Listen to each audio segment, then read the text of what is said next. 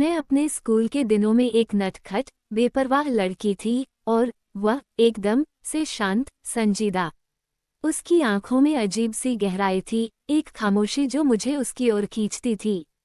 जब पहली बार हमारी नजरें मिली, मन में कुछ हलचल सी हुई, जैसे बारिश की पहली बूंदें सूखी मिट्टी पर गिरकर खुशबू बिखेर देती हैं। उसकी हर छोटी बड़ी बात मुझे भाने लगी। उसका मुस्कुराना, धीमे धीमे बातें करना और उसकी चाल जैसे किसी पुराने गाने की धुन हो। मैं उसे अक्सर अपनी सीट से चुपचाप देखती रहती। मुझे पता था कि ये बचपन का आकर्षण था, शायद पहला प्यार।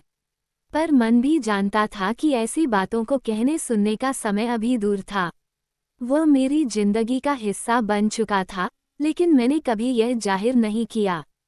फिर एक दिन, जैसे वक्त ने करवट ली और पापा का तबादला दूसरे शहर में हो गया, मेरा दिल टूट गया। मैं उस शहर को छोड़कर जाना नहीं चाहती थी, पर जाना पड़ा।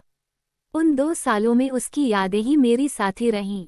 वक्त बीतता गया और 2 साल बाद पापा का तबादला फिर से उसी शहर में हुआ। मैं इतनी खुश थी कि लगता था सारी दुनिया ने मेरी खुशी में गीत गा दिया हो। उम्मीद थी कि मैं उसी स्कूल में लौट पाऊंगी, उसे फिर से देख पाऊंगी।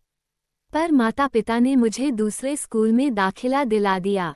दिल ने समझौता किया कि चलो, कम से कम उसी शहर में तो हूँ।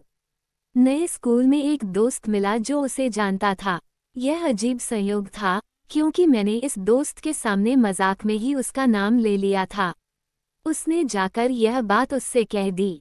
एक दिन अचानक उसका फोन आया। उसने पूछा, क्या ये सच है?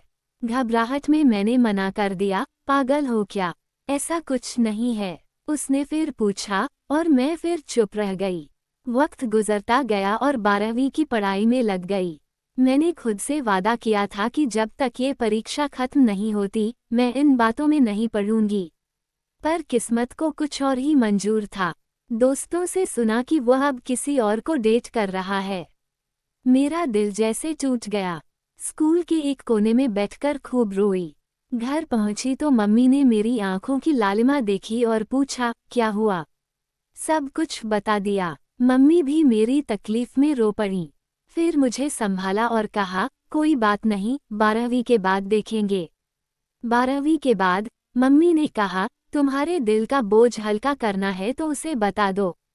क्या पता जवाब हाँ हो या ना, पर कम से कम दिल में मलाल तो नहीं रहेगा। कुछ दिनों तक हिम्मत बटोरी और फिर फेसबुक पर उसे मैसेज किया। इधर उधर की बातें शुरू की। इस दौरान पता चला कि उसका ब्रेकअप हो चुका है। मैंने धीरे से अपनी बात कह दी कि मैं उसे सालों से पसंद करती हूँ। उसका जवाब आया, तुम बहुत अच्छी लड़की हो, पर मैं तुम्हारे लायक नहीं। तुम्हें मुझसे बेहतर कोई मिल जाएगा। उसकी यह बात मेरे दिल को चीर गई। पर मम्मी ने फिर से मेरा हौसला बढ़ाया। उन्होंने मुझे याद दिलाया कि जिंदगी आगे बढ़ने का नाम है। मैंने खुद को पढ़ाई और अपने करियर में झोंक दिया। आज मैं एक सफल मैनेजर हूँ और जल्द ही मेरी शादी होने वाली है। वो मेरी यादों में कहीं ना कहीं बसता है, पर अब मैं समझ चुकी हूँ कि अच्छा हुआ उसने उस वक्त हाँ नहीं कहा।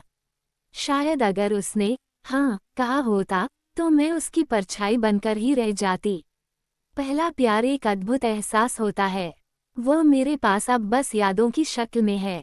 उसकी वही पुरानी गहरी निगाहें आज भी कभी कभी मन में हलचल पैदा कर देती हैं। पर अब मुझे समझ में आता है कि अधूरे ख्वाब कभी कभी हमें हमारी पूरी पहचान दे जाते हैं।